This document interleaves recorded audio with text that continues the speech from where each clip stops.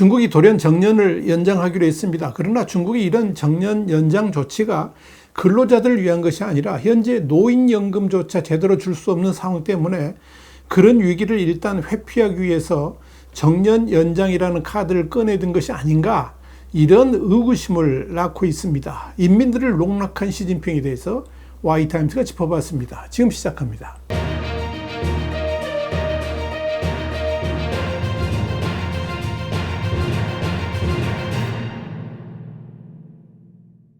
홍콩의 사우스차이나 모닝포스트는 20일 중국의 정년 연장 추진이 노동자들 사이에서 인기가 없어 보이며 정년 연장으로 인해 아무도 행복하지 않다 그러면서 다른 나라처럼 연금 개혁이 촉발한 시위는 아직 보이지 않지만 추가적인 변화에 대한 불확실성 그리고 경제 및 일자리 시장에 대한 우려가 커지면서 많은 이들의 불만을 증폭시키고 있다, 이렇게 보도를 했습니다. 중국 제14기 전국인민대표대회 상무위원회는 지난 13일 폐막한 제11차 회의에서 정년 연장안을 통과시켰습니다. 이에 따라서 남성 근로자 법정 퇴직 연령은 내년 1월 1일부터 15년에 걸쳐서 기존 60세에서 63세로 점진적으로 연장이 됩니다.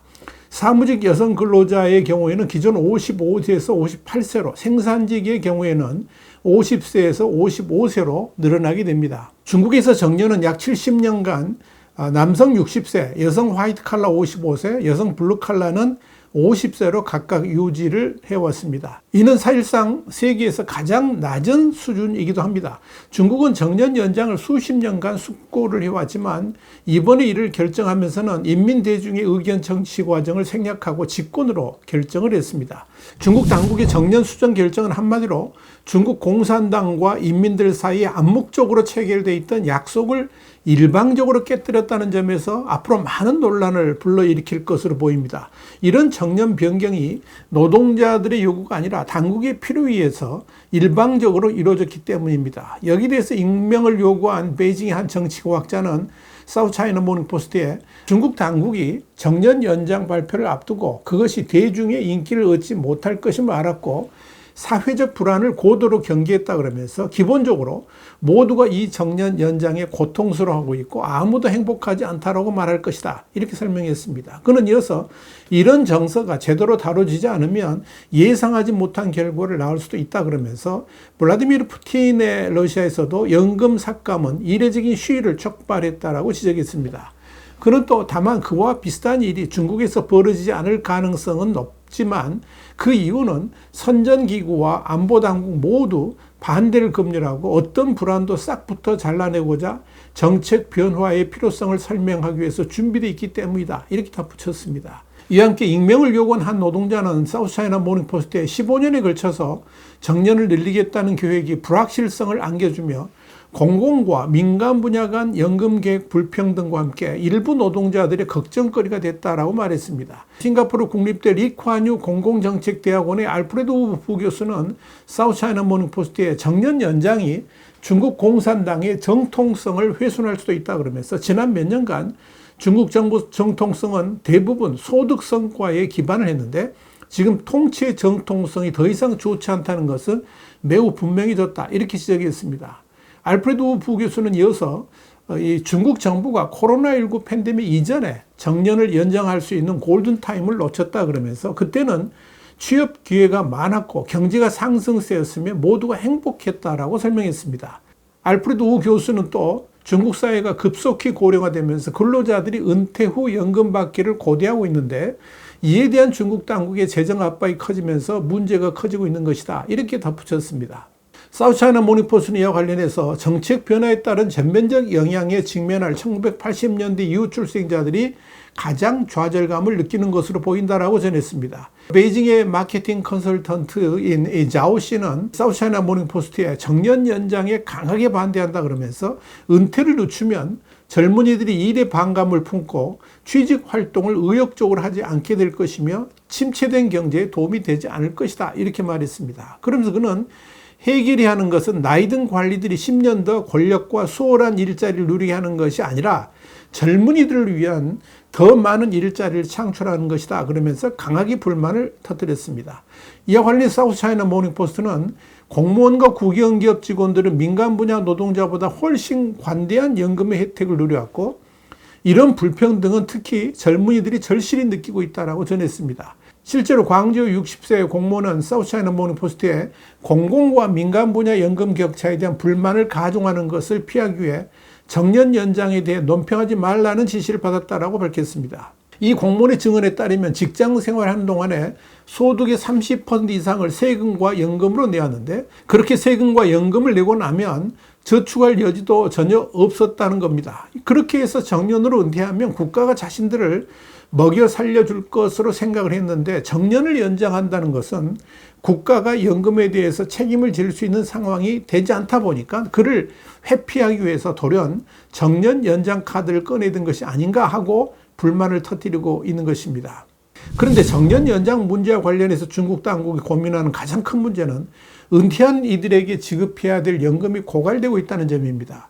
베이징에 사는 구위 변호사는 사우스차이나 모닝포스트에 중국 공산당이 은퇴 연령을 정했던 1950년대보다 더 오래 사는 이들이 늘어나면서 당장 연금의 지속 가능성에 문제가 제기됐다 그러면서 중국 당국이 은퇴 연령을 늦춘다고 해서 해결될 문제가 아니다라고 짚었습니다. 중국의 공산당 교육기관인 중앙당교의 기관지 학습시보의 부주필이었던 덩유에는 미국의 소리 VOA에 중국 상황이 아주 어려운 시기에 정년 연장이라는 조치가 발표됐다 그러면서 중국 당국이 인민들과 협의도 거치지 않은 채 정년 연장안을 통과시킨 것은 사실상 국가계약 위반이다 이렇게 질타했습니다.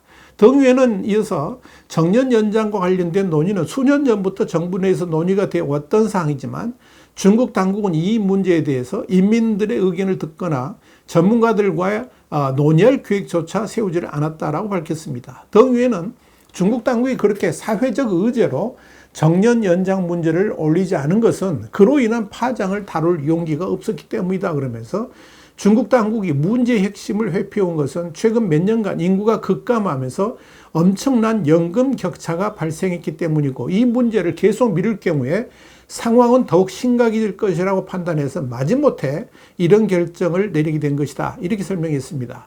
덩유엔에 따르면 이는 우선적으로 중국 당국의 무능에 기인합니다. 제일 먼저 인구 예측 자체를 실패했습니다. 그저 세계 제1의 인구 대국이라는 타이틀만 강조하다가 인구가 급감하고 있다는 사실을 은폐하다 보니까 결국 이런 일이 터지고 말았다는 것입니다.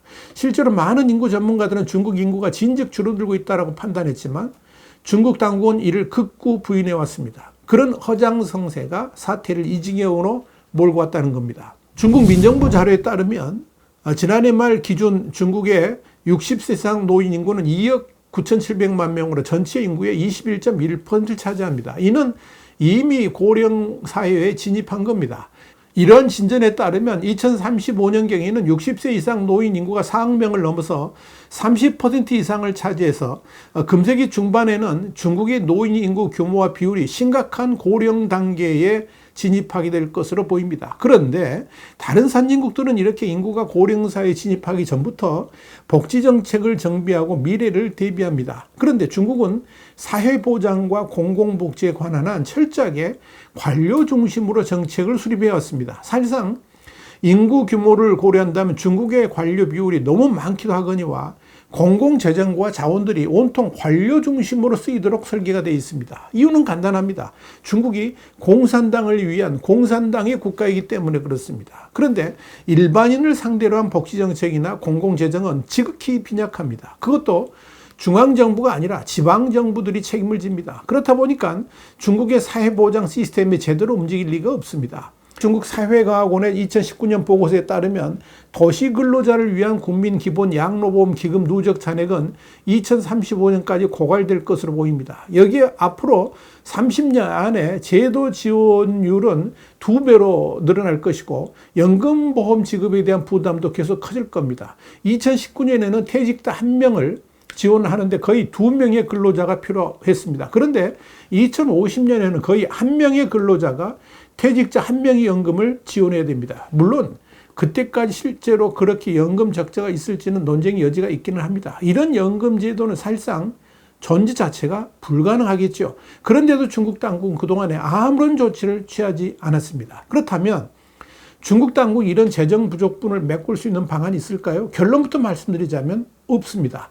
그리 안 해도 중국 경제는 완전히 죽을 쓰고 있고 앞으로의 전망은 더욱 불투명한데 중국 당국이 사회 보장을 위해서 국방 예산을 포기할 리가 없다는 점에서 기대조차 할 필요가 없을 겁니다. 이런 상황에서 노후 기금을 축적해 뒀어야 하는 지방정부의 재정은 이미 쑥대밭이 됐습니다. 당장 기초연금조차 지급하지 못하는 지방정부들이 수두룩합니다. 이런 나라를 믿고 어찌 살아갈 수가 있겠나 하는 이야기입니다. 이러니 시진핑 주석이 중국 인민들 감시에 혈안이 되어 있는 것이고 그런 인민들 감시에 천문학적인 예산을 투입하고 있는 것입니다. 이것이 지금의 중국입니다. 와이탄두 국제정세 분석의 주북이었습니다. 감사합니다.